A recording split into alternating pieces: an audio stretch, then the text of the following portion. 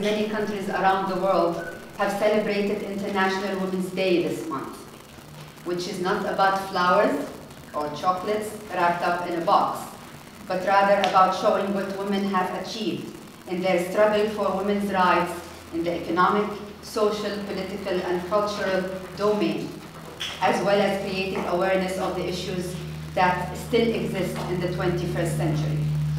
This year, International Women's Day comes on the heels of unprecedented global movement for women's rights, which has taken the form of global marches and campaigns on issues ranging from sexual harassment to equal pay and women's political participation.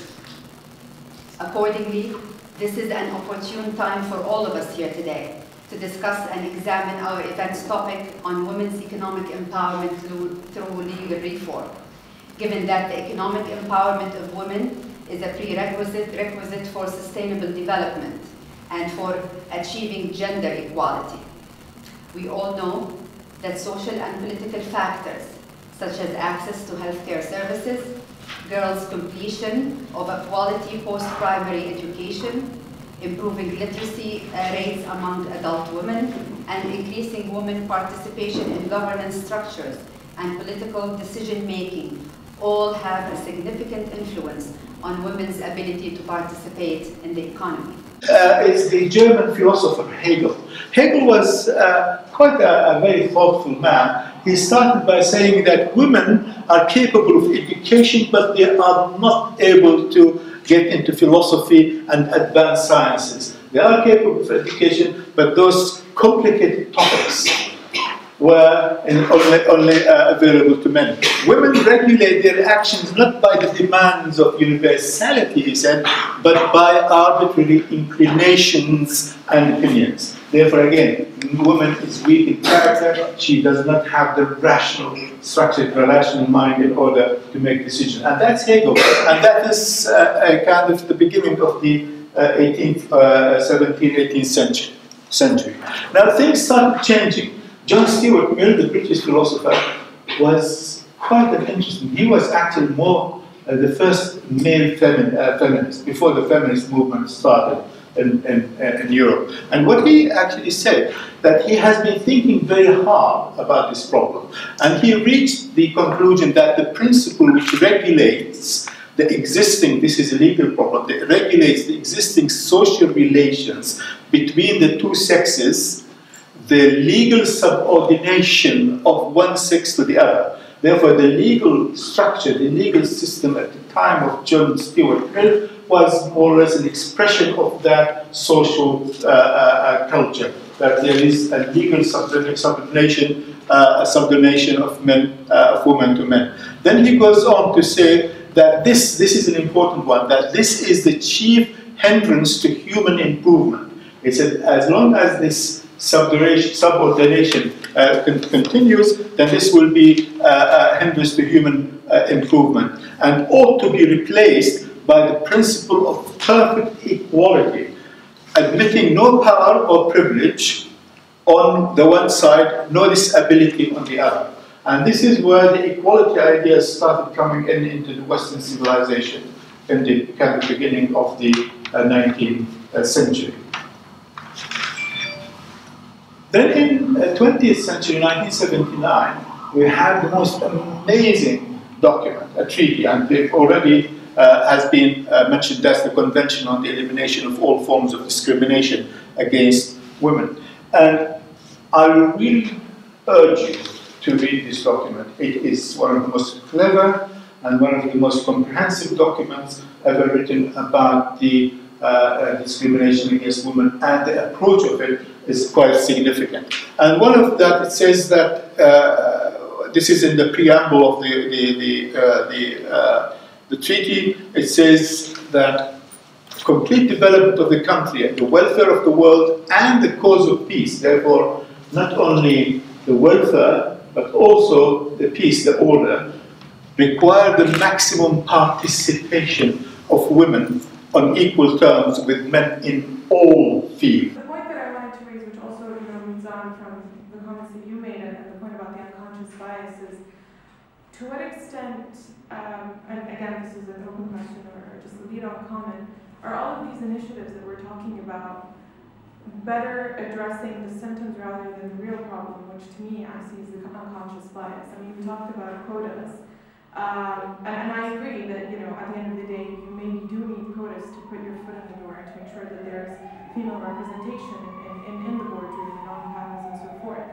But to the same extent, this can lead to, you know, what I like to call the wallflower issue. And this is something that I have encountered, even working with a lot of businesses and corporates and even governmental authorities in the Middle East, and that they do have females in the boardroom, and they are sitting there, but they're often sidelined or not given the opportunity to lead on a transaction or to play the role that, you know, they very well are able to play. I do understand that part of it, as I said, the onus falls on the women themselves, and that they do need to speak up and they do need to highlight that they are capable of playing that role. But again, a larger part of the onus is on everyone else in the room who's not giving them the opportunity.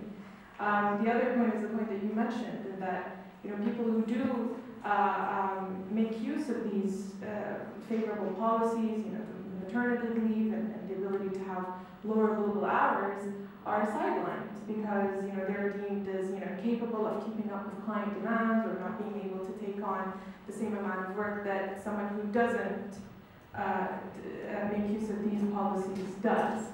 And I think that's particularly interesting because I recall a conversation I had with a friend of mine. She's a management consultant who used to work with a very big management consultancy in the UAE, and who left to start her own company. And I said, well, how is it?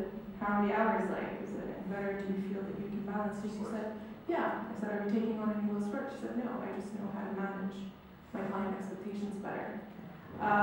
So to what extent, again, you know, are we focusing on the symptoms rather than the problem, which is the unconscious bias? And what are we doing, you know, why aren't we looking at shifting our view of, you know, client demands or how something has to be done? It doesn't have to be that, you know, if I'm doing flexible working, that's de facto, I can't take on more work. And I think when you have these multinational, you are listed. There are very clear requirements that you are not going to be able to ignore a lot of the stuff, and you will have to do something about it. Now, do you have to force people something? Yes. And are there going to be consequences? Yes, if they don't. Sometimes it is a chicken and egg thing. But I don't think, I have seen the changes certainly in culture, and I really think it is also generational. People who were in a certain mindset have retired.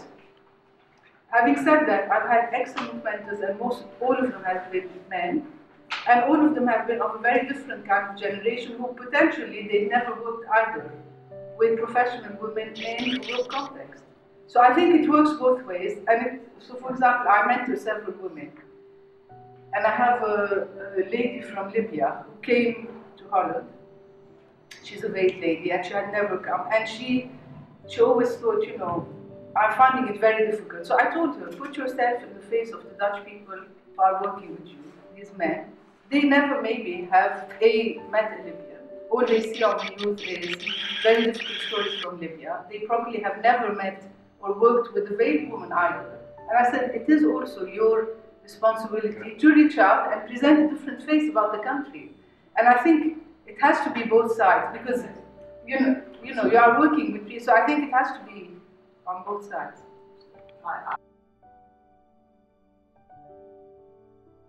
We turn 20 or 30% in Belgium. When you speak with men, they tell you, yes, but there is any problems, they can come. But it's difficult for women to go to a man environment. And we saw that in STEM, it's a particularly sector. In Belgium, we have just 20% of girls that study STEM. It's for us very important to awareness young girls to study STEM because it's the future. very, very interesting debate, very interesting topic. I'm a regular speaker in many conferences, some of them focused on the legal practice, some of them on issues that relate to the legal profession. But I haven't seen this high level of engagement as much as we've seen today. I think the issue is very, very relevant to the practice.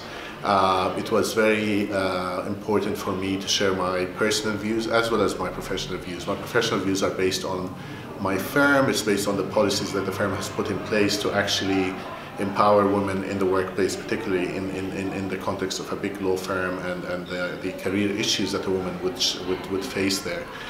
But also from a personal point of view, I had a platform to be able to share some practical things that I ran into in my personal life, involving my wife, involving my sister, who are both lawyers in their own right.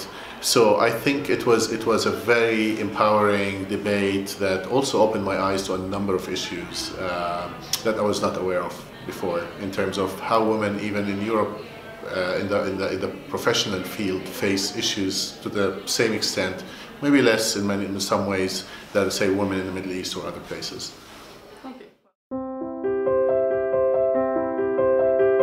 So today's conference was very interesting because although it was focused initially on lawyers, it did bring about a lot of perspectives that were not legal but do affect the legal profession, that directly impact the daily lives of women.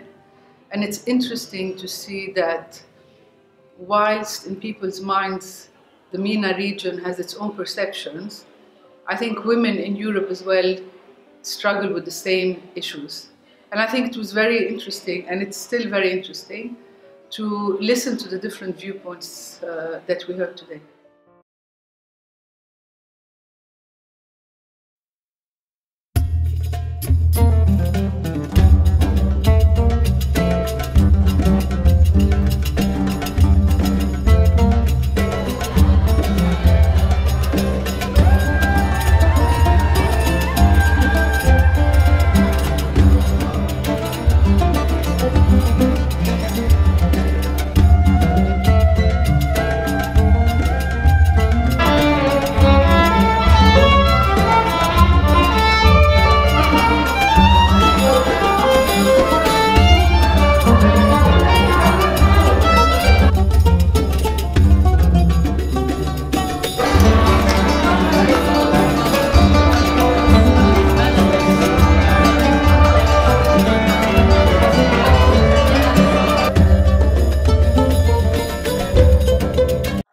In the sense, the people that we have met today are of a high caliber.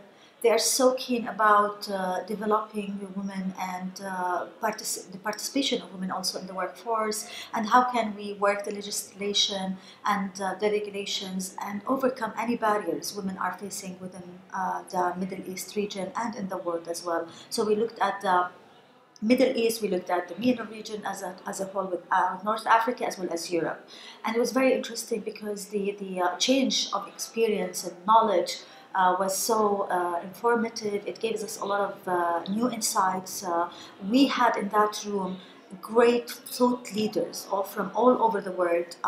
They all came for this conference to work together and find some solutions and kind of equip ourselves as a team together to be able to change and achieve the change that we want to make in this world and empower women efficiently and with real impact and positive change rather than any other way. Everybody in the room was well equipped with information, was well equipped and ready as well and committed to the change.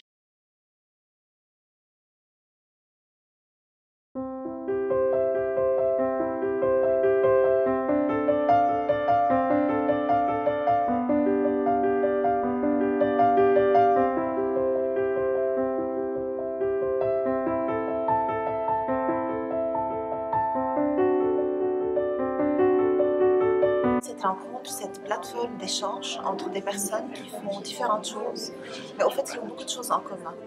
Et en premier, les droits des femmes, l'égalité du genre et comment améliorer le monde, en fait. we can make it. You only have to believe in yourself. Let's start by believing in ourselves. Let's start by changing our small communities. When we are bringing our children, let's believe in our female daughters and sisters and mothers and ensure that we empower each other. Let's work together and ensure that we believe that we can do it the best way we can. Don't wait for your path. Go create your own path. You are powerful. You can do something that is more important than anybody else. Just believe in yourself and don't give the chance to anybody tell you otherwise. Thank you.